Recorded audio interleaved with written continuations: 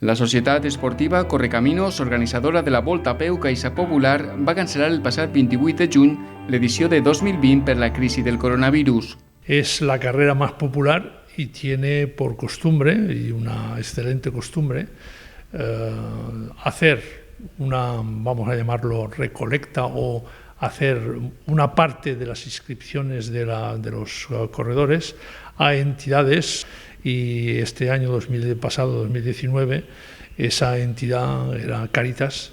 Amb el suport dels patrocinadors, especialment de Caixa Popular, l'organització va acordar amb els participants entregar l'euro solidari a Càritas per a poder atendre projectes relacionats amb la crisi de la Covid-19.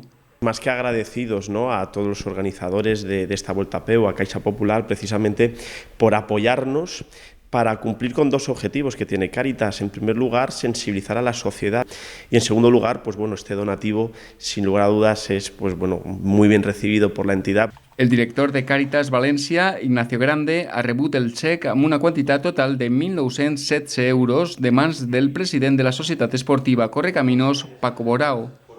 Per la seva part, Paco Alós, director de Responsabilitat Social de Caixa Popular, ha considerat un acte de solidaritat per part dels participants la donació a Càritas. Bueno, este xec és la generositat de les persones que se van apuntar a córrer la Volta a Peu.